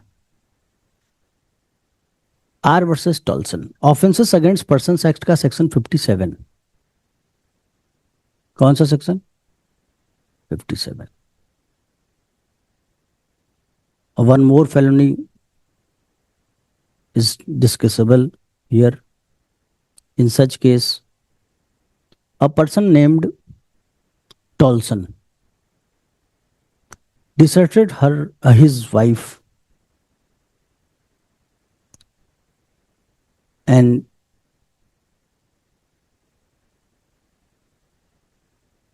आप कह सकते हैं कि voluntarily, deliberately, he left her and go to the America. लेकिन जिस शिप से वो अमेरिका जा रहा था, ऐसा कहा गया कि वो शिप समुद्र में डूब गया। और स्टेट का भी ये कहना था कि all passenger of our ships had died, मर गए। इसके बाद क्या हुआ? अच्छा, इसकी जो वाइफ है उसके ऊपर बाइगेमी का केस लगा है, द्विविवाह का केस लगा है। हुआ क्या कि इसकी वाइफ बेचारी मिसेस टॉल्सन लगभग 6.5 वर्षों तक इसका इंतजार करती है, और मिस्टर टॉल्सन का कोई पता नहीं चलता, कोई हाल पता नहीं चलता। और पता ना चलने के कारण वो लगभग 7 वर्ष पूर्व, कुछ समय पूर्व, वह दूसरा विवाह कर लेती है। अब भाई 7 वर्ष के अंदर अगर कोई विवाह कर रहा है और सिविल डेथ क्लियर नहीं है, 7 ईयर का प्रिजम्पशन सिविल डेथ है ना। एविडेंस एक्ट का कौन सा सेक्शन पहले था? 107। अब कौन सा हो गया? 110। गुड। में ये तय हो गया कि 111 उज्जवल लिखे हैं, ठीक है, होगा, देख लेंगे हम लोग। उसने जानबूझकर ऐसा अपराध किया, उसने बाइगेमी का अपराध किया, और बाइगेमी के अपराध में तो मेंसरिया भी नहीं देखते, मान लिया जाता है। अब उसकी ओर से क्या तर्क दिया गया? क्या यह मिस्टेक ऑफ लॉ है? Prima facie at the very first instance is look like a mistake of law. ये क्या लग रहा है कि विधि की भूल की ना उसने? कानून कहता है 7 साल के पहले आप कर ही नहीं सकते, पति या पत्नी के जीवित रहते आप विवाह नहीं कर सकते। 7 वर्ष तक देखा नहीं सुना गया, देखा सुना नहीं गया, तो मान लिया जाता है कि सिविल डेथ हो गई। वो भी कोर्ट डिसाइड करेगी सिविल डेथ तब, ऐसे नहीं, मुंह जबानी नहीं, तभी माना जाएगा कि हाँ भाई हो गया। यहां पर एक बहुत महत्वपूर्ण शब्द की व्याख्या आवश्यक हो जाती है, और वो उसी व्याख्या के इर्द गिर्द आपको आर वर्सेस प्रिंस के आधार पर भी आप सोचने लगेंगे। उस समय हमने इसलिए प्रयोग नहीं किया क्योंकि इस केस में ज्यादा वो बात समझ में आती है। कोई कार्य इंटेंशनली किया गया या नहीं किया गया, इसके लिए हम 2 पैरामीटर चेक कर रहे हैं, mistake of law and mistake of fact. क्या यह मिस्टेक ऑफ लॉ है? यह कहा गया कि उस महिला ने गुड फेथ में दूसरा विवाह किया। Now the term good faith must be clear and explained. What is good faith? Section 52 in IPC and in this जो भी है देख लेना बीएनएस में। गुड फेथ मतलब क्या है? Good faith means a due care and attention. whenever anyone act with due care and attention, we can say he commit any act in good faith। उसने कैसे काम किया? उसने सद्भाव में काम किया। then due care and attention means what? सम्यक सतर्कता एवं सावधानी से कार्य करने को क्या कहते हैं? सद्भाव में। या आम बोलचाल वाला सद्भाव नहीं, अरे बड़े अच्छे आदमी सद्भाव, वो वाला नहीं। सम्यक सतर्कता एवं सावधानी से कोई कार्य किया जाता है तो क्या कहा जाता है? कि वो सद्भाव से कार्य किया गया। तो क्या है ड्यू केयर एंड अटेंशन? कैसे इसको एक्सप्लेन करेंगे? Due care and attention Due care and attention means whenever any person at the time of committing any act or omission, knowing the nature of his act, knowing the nature of his act, as well as the consequences, the result of the act, we can say he have a ability to distinguish what is right, what is wrong, and thereafter, whenever he doing with care and attention, we can say उसने अपराध नहीं किया। कोई कार्य सम्यक सतर्कता एवं सावधानी से कैसे माना जाएगा? आप छत पे टहल रहे हैं, नीचे ढेर सारे बच्चे खेल रहे हैं, आपने छत पर से ढेर सारा पत्थर उठाया और नीचे फेंक दिया, कूड़ा करकट नीचे उठा के फेंक दिया। बनारस के पक्के महाल की गलियों में सुबह अगर आप 8, साढ़े 8, 7 बजे जा रहे हैं तो किसके घर से एक झब्ब से झोला गिरेगा आपके ऊपर, ये भरोसा नहीं है। बड़े मुक्त लोग हैं यहाँ के, ऐसे कूड़ा नचा के फेंकते हैं। तो आपने नीचे पत्थर फेंक दिया या कूड़ा ही फेंक दिया मान लीजिए, और जाके वो किसी व्यक्ति के ऊपर गिर गया या किसी बच्चे को इंजरी हो गई, आपका इंटेंशन था उस बच्चे को मारना, तो आपने कोई अपराध नहीं किया? किया। इतने पे तो सोच ही लेना चाहिए था। नहीं किया अपराध। क्यों किया? आपको अपने कार्य की प्रकृति और बिना देखे, बिना ये जाने कि बच्चे रोज यहां खेलते हैं, फेंकना, उसके परिणाम को मान लिया जाएगा कि आपको पता था कि क्या सही है और क्या गलत। Who is a prudent man? कौन प्रज्ञावान व्यक्ति है, कौन विचारवान व्यक्ति है? वह व्यक्ति प्रज्ञावान है जो विचार करके कोई कार्य करता है। कहावत है, बिना विचारे जो करे सो पाछे पछताए, काम बिगाड़ो आपने जग में होत हंसाए। तो जो विचार करता है, और विचार करने का मतलब किसी कार्य को सम्यक सतर्कता एवं सावधानी से करना। विचार करने का मतलब कार्य की प्रकृति और उसके परिणाम को जानना। विचार करने का मतलब उचित और अनुचित में भेद करने का गुण। A prudent man means a person who have the ability to distinguish what is just and what is unjust. क्या उचित है और क्या अनुचित है, वही प्रज्ञावान है। आप यहां बैठ के तैयारी क्यों कर रहे हैं? क्यों कर रहे हैं यहां बैठ के तैयारी? बताइए। ल भुला गए, 12 जा भैल बवाल।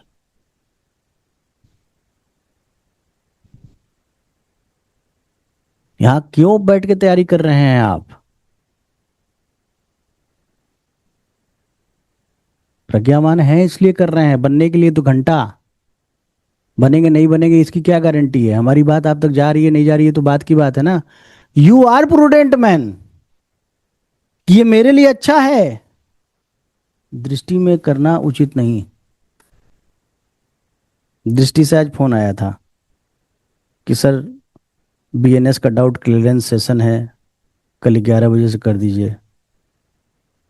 हमने कहा कि मैडम टाइम और दे दीजिए, अभी कहाँ कर पाएंगे। अभी सुबह सुबह कौन इतना 10 बजे सो के उठने वाला आदमी 11 बजे वहाँ डाउट क्लियरेंस? डाउट क्या क्लियरेंस है?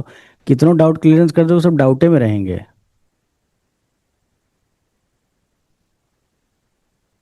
अभी आएगा उज्जवल तुम लोग के पास नोटिस कि doubt clearance session by Praveen sir. हालांकि कल के लिए मैंने मना कर दिया, उन्होंने कहा अगले सैटरडे को अब आएंगे। हो सकता है अगले सैटरडे हम आए इलाहाबाद, या यहीं से डाउट क्लियरेंस कर लें जूम के जरिए। तो क्या बता रहे थे? Prudent man. तो उस महिला ने क्या किया? उस महिला ने गुड फेथ में काम किया, सम्यक सतर्कता और सावधानी से कार्य किया, अर्थात वो अपने कार्य की प्रकृति जान रही थी और परिणाम भी जान रही थी। प्रकृति जानने का मतलब हम जो कर रहे हैं वो ठीक है या नहीं, उचित या अनुचित। उसने पूरी सम्यक तत्परता से, सम्यक सतर्कता से पता लगाया, ड्यू डिलिजेंसी से पता लगाया कि मेरा पति जीवित है अथवा मर गया। और स्टेट भी कह रहा है 2014 जून में केदारनाथ की घटना हुई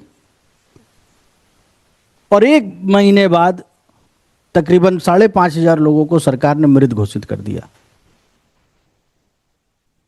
अब उसके बाद कोई महिला या पुरुष 2 वर्ष बाद विवाह कर ले तो आप क्या कहेंगे? उसने जानबूझ के कर कृत्य किया, ये मिस्टेक ऑफ फैक्ट था उसका। जब सरकारें कह रही है कि सब जने पानी में डूब गए तो यही ऑक्टोपस रहे, बाप ससुर बाहर आ गए। अब वो महिला क्या जाने, और कितना कमीना आदमी कि 6.5 साल बाद वो आया। ये बात भी इस बात में साबित होती है कि उसने बहुत प्रॉपर टाइम वेट किया, उसके बाद उस महिला ने विवाह किया। ये बोला गया कि मिस्टेक ऑफ फैक्ट है, ये मिस्टेक ऑफ लॉ नहीं है। उस महिला को बाइज्जत बरी कर दिया गया। इसके बाद एक और बहुत बढ़िया केस आता है, R versus wheat and stock.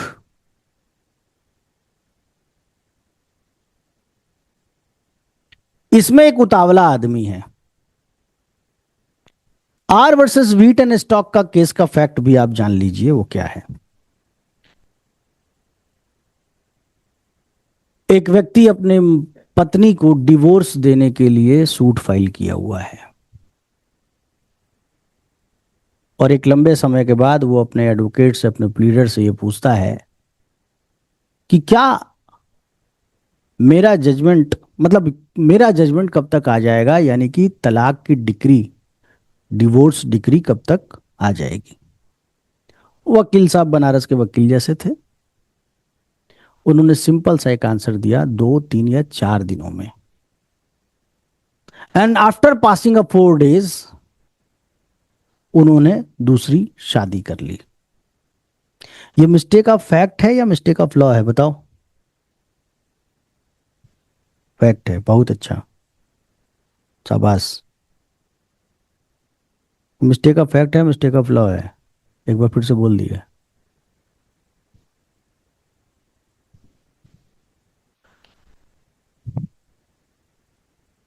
Every person are correct, yes, mistake of law. Why it's mistake of law?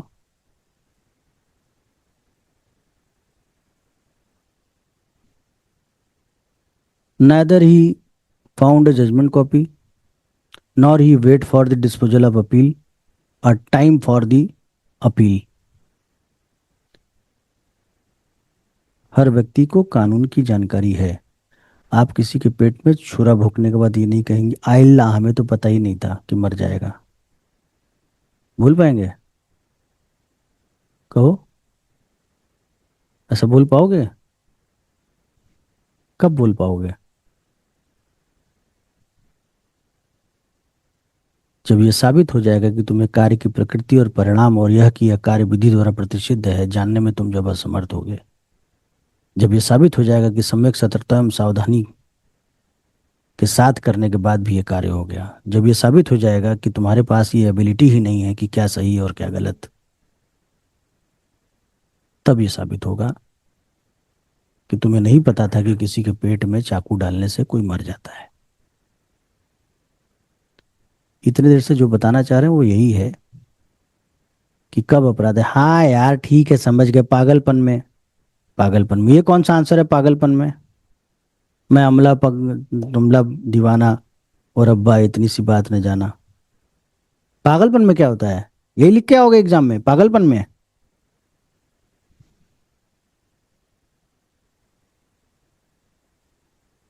Sorry sir, गधा। तुम ये भी लिख सकते हो सूरजपन में, पागलपन में। Insanity, in case of insanity proving the insanity or unsoundness, तब कहा जाएगा।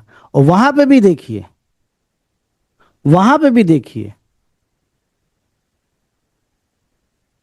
Section 84 of IPC and section 22 of I think 22 BNS, 22, am I correct? उसमें भी देखिए क्या लिखा हुआ है। Section 22 of BNS and 84 of IPC is a finest definition of the menstruation, the best definition of the menstruation. What says section 22? Once ध्यान दीजिए, nothing in an offense, nothing is an offense which is done by a person who at the time of doing it by reason of unsoundness of mind, छोड़ दीजिए, कैसे तय होगा, is incapable of knowing the nature of act, कार्य की प्रकृति जान रहा है, नहीं जान रहा है, और that he is doing what is either wrong, और उसको यह भी नहीं पता है कि वो गलत कर रहा है, और कंट्रारी टू लॉ है, ये भी नहीं समझ पा रहा है। तो कब नहीं समझ पाएगा? क्या हमारे बोल देने से कि हमको नहीं पता? वहां पर क्या देखा जाएगा? दो शब्दों का हमेशा ध्यान रखेंगे, इन गुड फेथ, क्या गुड फेथ में किया जा रहा है, एंड क्या after knowing the nature and consequence he commit freely, free will देखा जाएगा।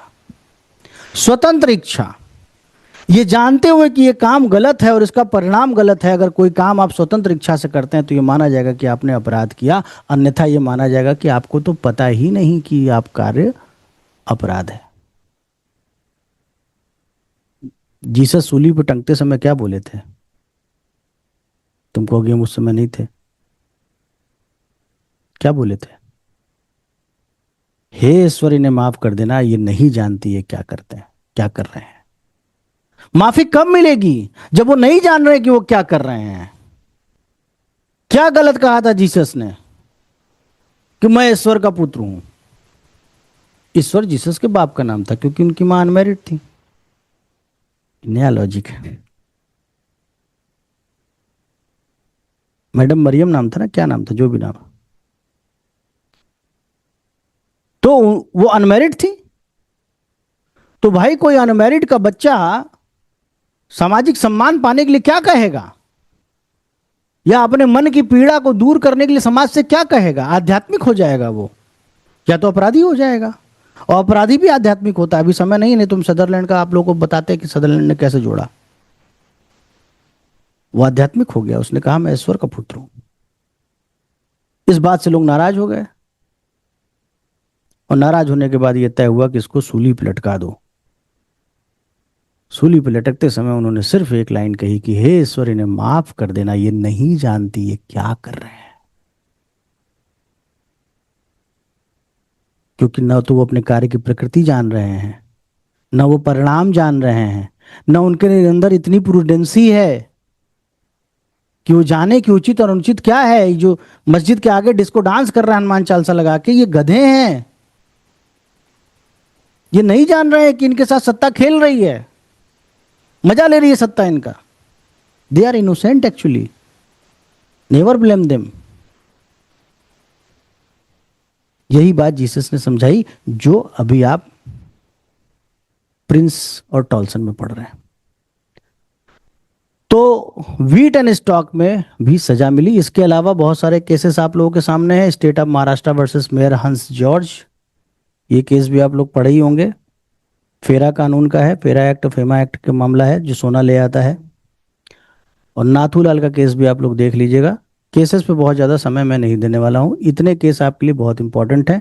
ये जान लीजिए ये सब मेंसरिया से रिलेटेड केसेस हैं जो आपको याद रखने हैं। बाकी मेंस में आप लिखेंगे तो इन्हीं तीन में आपका पन्ना इतना भर जाएगा कि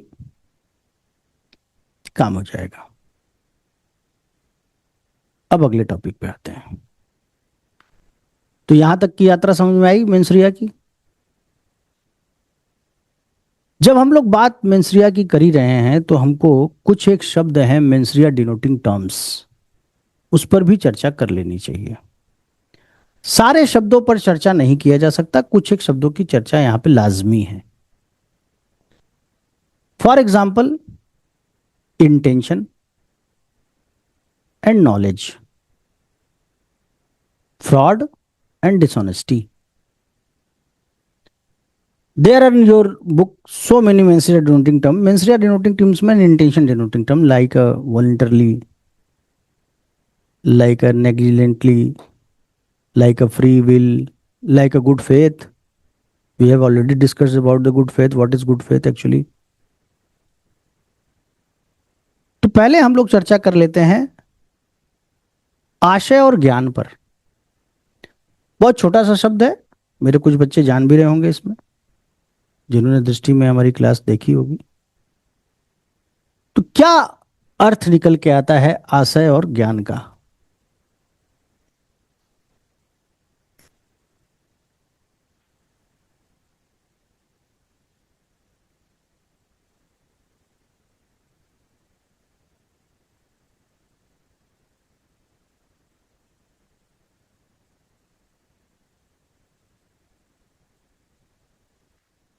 Which is a more severe word, more grave word in respect of crime? कौन ज्यादा गंभीर शब्द है इन दोनों में? किसी भी क्राइम के लिए सबसे पहले तो ह्यूमन बीइंग होता है। अब बताओ, एक्चुअली भी ह्यूमन बीइंग चाहिए।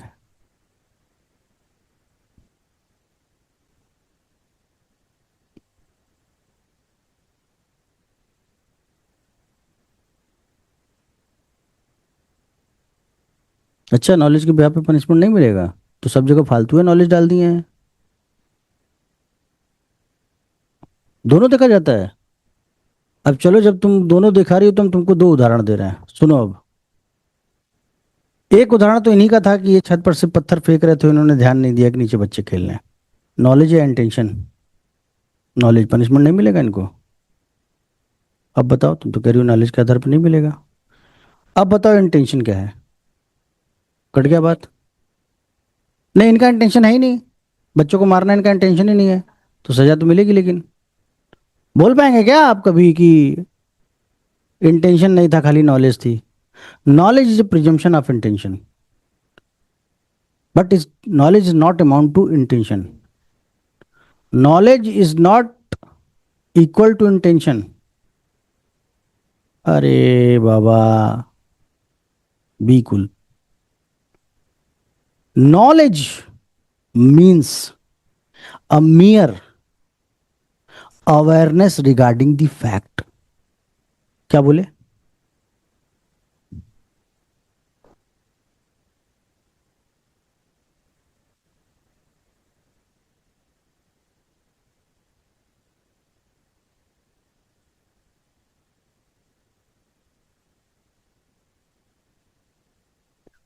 मात्र क्या है? तथ्यों के बारे में जानकारी। ये जानकारी मानी जाएगी कि अगर पत्थर फेंकोगे तो नीचे किसी को लगेगा तो उसको क्षति होगी। It is a knowledge.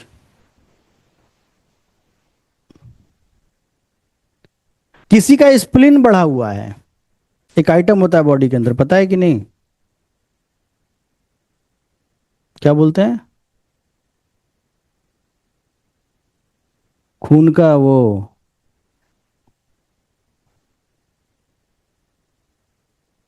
अग्नाशय। अच्छा, पित्ताशय, गॉल ब्लेडर बोलते हैं उसको तो। हम्म, तुम्हें अपना काम करो यार, यो आए या हो।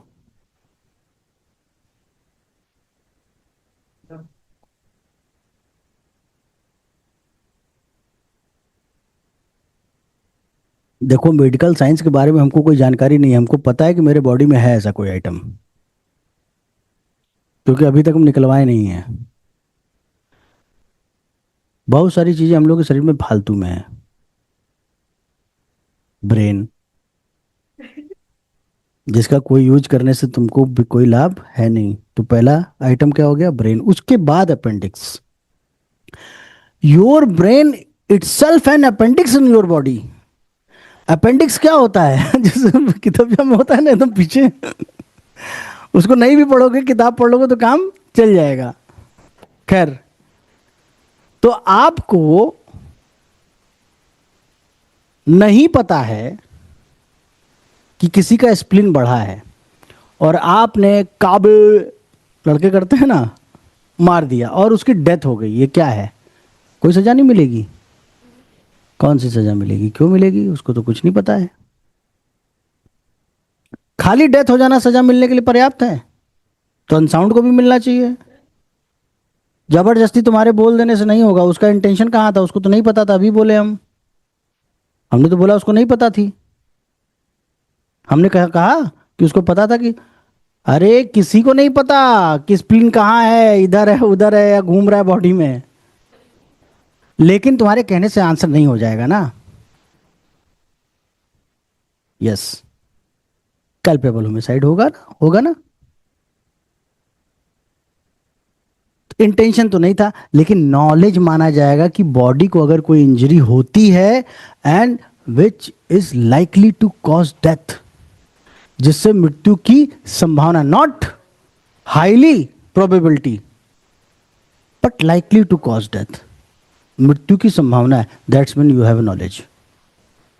अवेयरनेस रिगार्डिंग फैक्ट, इतना तो अवेयरनेस होगा ना कि अगर किसी व्यक्ति के शरीर में अगर कोई ऐसा आइटम जो डिस्टर्ब है, उसका ज़्यादा बढ़ा हुआ है, मारेंगे तो उसकी मृत्यु हो जाएगी। जरूरी नहीं कि उस व्यक्ति के लिए हम जानबूझ के कर रहे हो, लेकिन पता तो है ना। एक आम आदमी ये जानता है ना कि अगर किसी का स्प्लीन बढ़ा हो और उस पर हिट किया जाए तो मर जाएगा। आपको नहीं पता था, इससे क्या मतलब। ये तो पता है ना कि स्प्लीन पे चोट लगेगी तो डेथ हो जाएगी, ये तो पता है ना। And what is intention, intention का ग्राफ बहुत बड़ा है। इंटेंशन के अंदर नॉलेज है। देखो कैसे। अब यही बात जानते हुए मारी, अब यही बात जानते हुए, तो नॉलेज तो है ही अंदर। इंटेंशन भी आ गया, तो इंटेंशन का मतलब क्या होता है, इंटेंशन का मतलब होता है a reasonable apprehension of desirable consequence. क्या बोले, लिख लो, a reasonable apprehension of desirable consequence. ऐच्छिक परिणाम की युक्ति युक्त आशंका। ऐच्छिक परिणाम हम यही चाहते हैं कि वो मरे या उसको ग्रेव ग्रेव इंजरी हो, और ऐसा करने से ऐच्छिक परिणाम की युक्तियुक्त आशंका बनेगी। किसी के सर पे बंदूक रख के गोली चलाओगे तो ऐच्छिक परिणाम की आशंका बनेगी। युक्तियुक्त का मतलब क्या, हाँ तुम जान रहे हो कि ये होगा, यानी तुम अपने कार्य की प्रकृति और परिणाम दोनों जान रहे हो, और उसके अंदर ज्ञान तो है ही, नॉलेज तो इनहेरेंट है। लेकिन ज्ञान में इंटेंशन होना जरूरी नहीं है। इसीलिए एक चीज पाओगे हमेशा कि जहां केवल ज्ञान है वहां दंड कम है, लेकिन जहां आशय है वहां दंड। इसी कल्पेबल होमिसाइड का जब पनिशमेंट पढ़ते हो तो देखो, आशय वाले भाग में दो पार्ट में है पनिशमेंट। देखो कि आशय में आजीवन कारावास तक है, लेकिन ज्ञान में 10 वर्ष तक है खाली, है कि नहीं है। अगर पढ़े हो तो कभी सोचा कि क्यों कम क्यों ज्यादा। ये बहुत महत्वपूर्ण शब्द थे। इसी तरह से, हाँ बोलो बोलो बोलो, चलो हम तब तक आराम।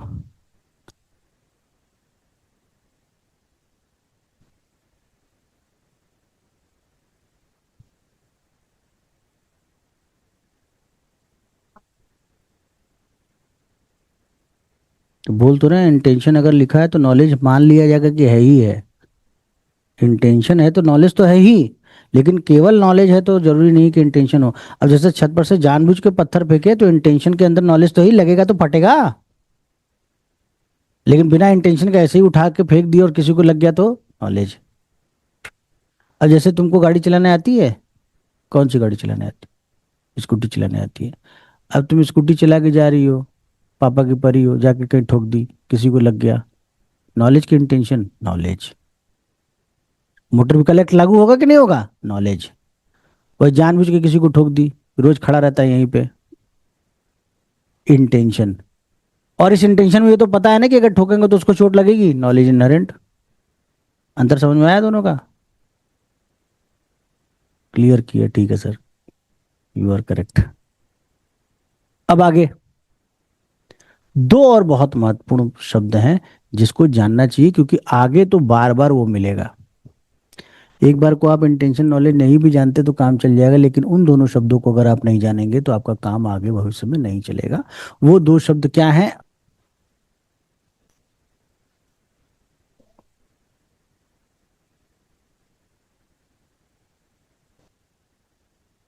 बेईमानी, और दूसरा क्या शब्द है, कपट। बेईमानी को 24 आईपीसी और अरे 24 आईपीसी और इसको 25 आईपीसी में दिया गया था, जो अब बीएनएसएस में क्या हो गया है, 2 का 7 हो गया है और ये 2 का 9 हो गया। Very good. BNS, BNS, IPC, IPC.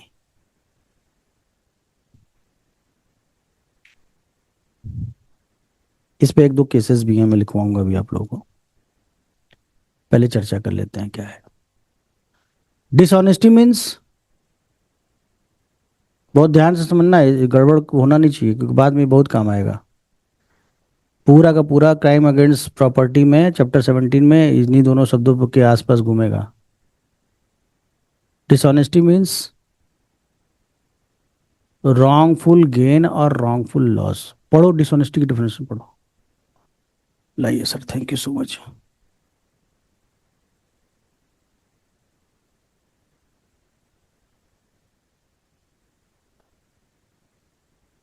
फिर से बोलो।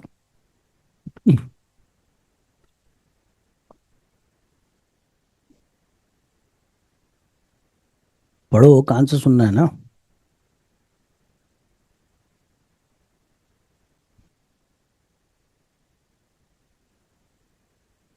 हम्म। Intention to causing wrongful gain और रॉन्गफुल लॉस। रॉन्गफुल गेन और दिया है, नॉट एंड दिया है। अब ध्यान से समझना सब कोई। डिसऑनेस्टी का मतलब होता है रॉन्गफुल गेन करना, यानी जो चीज तुम्हारी नहीं है उसको लेना, या रॉन्गफुल लॉस करना, यानी जिसकी चीज है उसको लॉस पहुंचाना। या या शब्द यहां पे क्यों डाला गया है, दो तीन उदाहरणों के साथ आप लोगों से पूछूंगा। अभिषेक,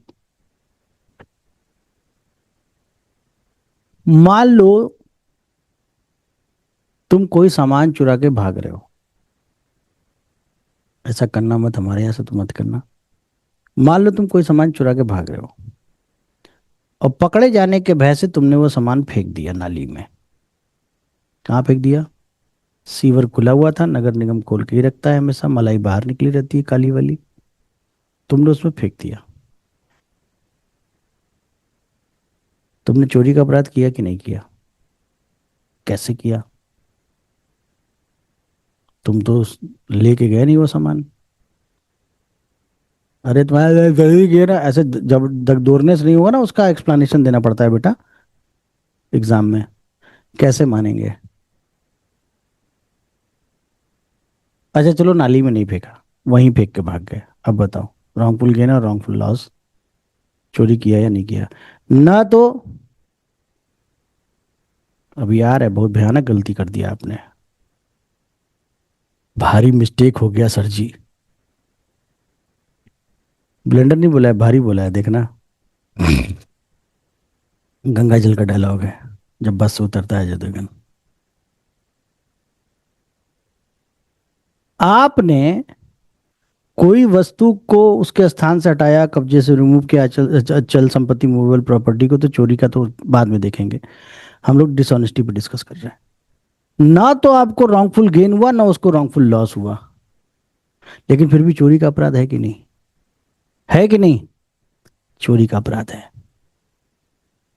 जबकि ना तो गेन हुआ ना तो लॉस हुआ, लेकिन मूवेबल प्रॉपर्टी को मूव कर दिया, डिस्पजेस कर दिया without the consent of the possessor, you commit a theft.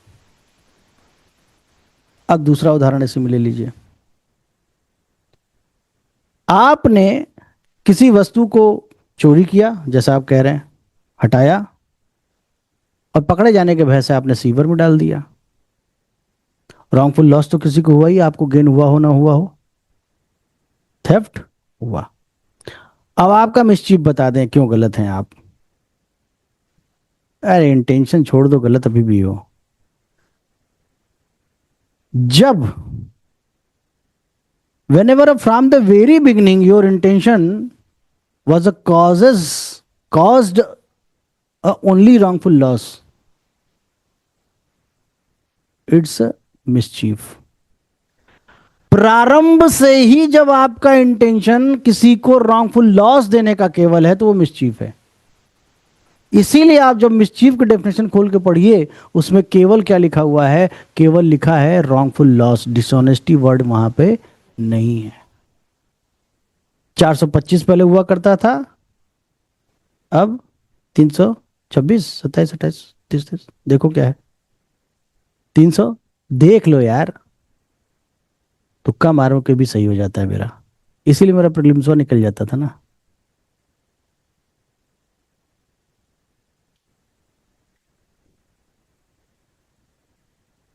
लिखा है तो हाँ नूरजहां सही हो तुम। इंटेंट टू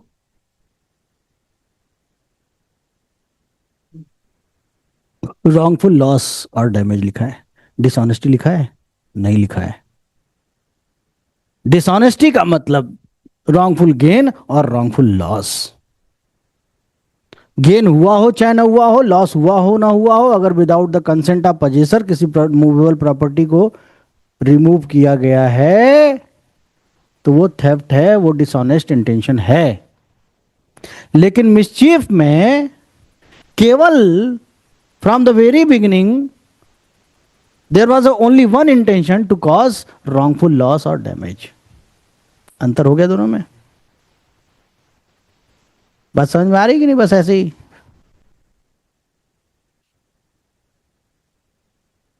अब आ जाते हैं फ्रॉड पर। फ्रॉड की डेफिनेशन सेक्शन 17 कॉन्ट्रैक्ट एक्ट में दी गई है, क्योंकि आईपीसी और बीएनएस दोनों में फ्रॉड की डेफिनेशन कुछ नहीं दी गई है। दी गई है फ्रॉड की डेफिनेशन, पढ़ो 2 के 11 में क्या लिखा है। अरे वही 9 में। तो फ्रॉड डिफाइन कहाँ किया? फ्रॉड डिफाइन किया, what is fraud, how to commit fraud. हाँ क्या क्या है बताओ, सेक्शन बताओ पहले।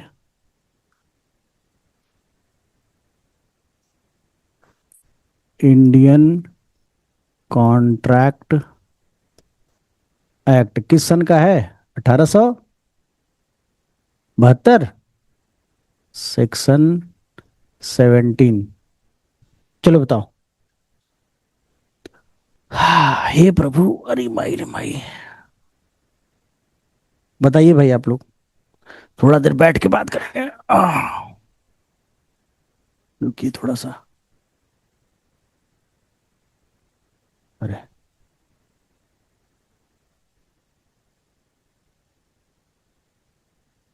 बताइए क्या क्या है इंडियन कॉन्ट्रैक्ट एक्ट में? 5 बातें हैं ना? कौन कौन सी 5 बातें हैं? पहला हो गया, कोई बात जो सत्य नहीं है उसको सत्य के रूप में बताना। दूसरा एक्टिव कंसीलमेंट है, पढ़ो, पढ़ो तब ना। Fact, active concealment of fact, किसी तथ्य के बारे में जानबूझकर उसका छुपाव करना। ये सोने का है, हाँ ये सोने का है, जानते हुए कि ये सोने का नहीं है। तीसरा पढ़ो, ऐसा प्रॉमिस करना जिसमें आपका इंटेंशन ये है कि प्रॉमिस को पूरा नहीं करना है। आपसे बात कर लिए कि हाँ भैया हम आपको पैसा दे देंगे, लेकिन पूरा करेंगे नहीं। तीसरा, कोई भी ऐसा कार्य जो डिसीटफुल है, यानी कि प्रवंचना करना है, यानी कि जानबूझकर झूठ बोलकर कोई काम करना है, या अदर मीन्स 5वां बताया गया होगा। वो अदर, हाँ बोलो।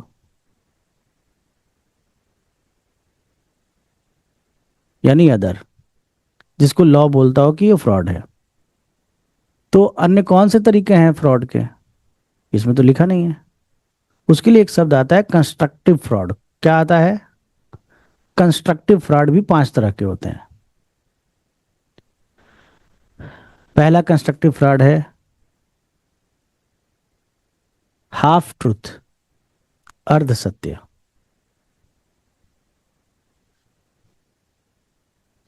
पहला कंस्ट्रक्टिव फ्रॉड क्या है? हाफ ट्रूथ, अर्ध सत्य। दूसरा है silent amount to speak, silent amount to speak, मौन रहना चुप रहने के समान है।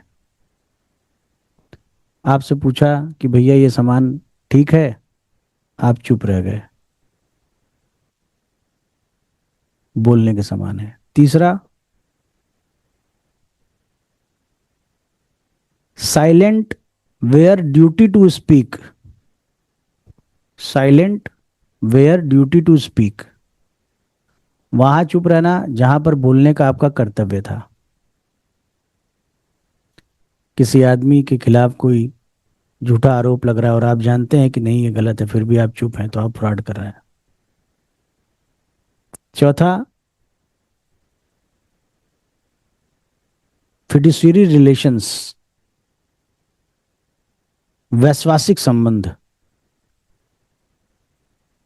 वैश्वासिक संबंध में झूठ, वैश्वासिक संबंध में झूठ क्या होता है, मतलब सामने वाला कुछ बोल नहीं पाता है। अब जैसे हमको जब पार्टी करनी होती है तो हम खाली अपनी पत्नी से बोलते हैं हम जा रहे हैं, देर में आएंगे, पूछती हैं कहाँ जा रहे हैं, अरे जा रहे हैं ना, तो हम उनके साथ क्या कर रहे हैं, हम फ्रॉड कर रहे हैं। हमको लगता है कि हम फ्रॉड कर रहे हैं क्योंकि कानून ज्यादा आता है ना। चार ही हुए ना, पांचवा भी है कुछ, पांचवा याद नहीं आ रहा है अभी।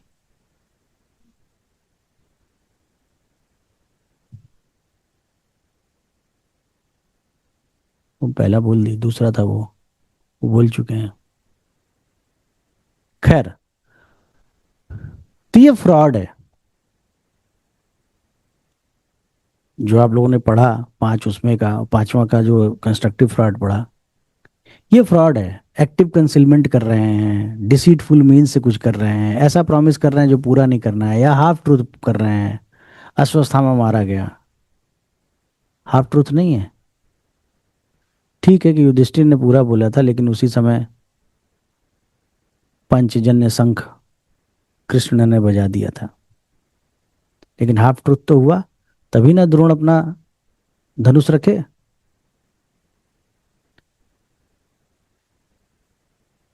जहां बोलने का कर्तव्य है वहां पे आप चुप हैं, जहां मौन ही बोलने समान है, अमाउंट टू स्पीक है,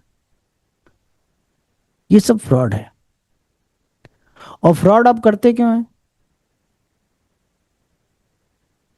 कुछ गेन करने के लिए ना, नहीं। और अगर आप रॉन्गफुल गेन करेंगे तो किसी को रॉन्गफुल लॉस होगा, डिसऑनेस्टी इन्वॉल्व हो गई इसमें, डिसऑनेस्टी इनहेरेंट हो गई कि नहीं हो गई, पहली बात जान लीजिए। दूसरी चीज, the term of dishonesty used only in respect of crime against property. बेईमानी शब्द केवल और केवल किसके लिए प्रयोग किया जाता है? संपत्ति के विरुद्ध अपराध के लिए। लेकिन फ्रॉड कॉन्ट्रैक्ट में भी होता है। संपत्ति के विरुद्ध तो होता ही है कि आपने झूठ बोलकर कोई चीटिंग, कोई ऐसा डॉक्यूमेंट बना लिया, फर्जी सिग्नेचर कर लिया।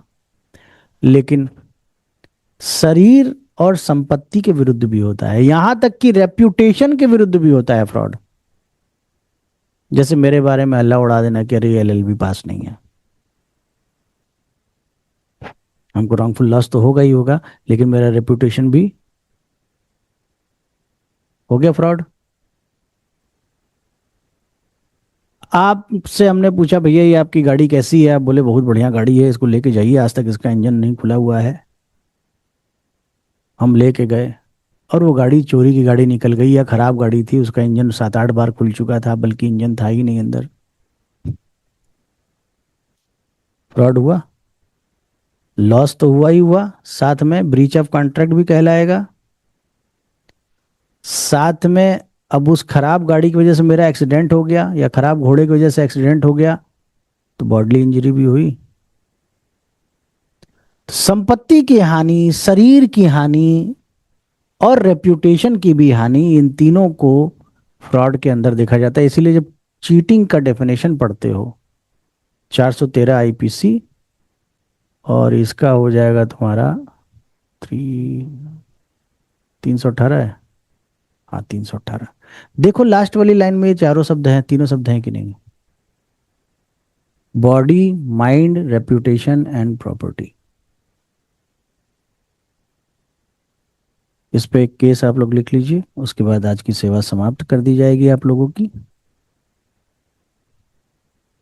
Difference between fraudulently and dishonestly, queen impress versus Abbas Ali. Queen impress versus Abbas Ali, 1898 का केस है।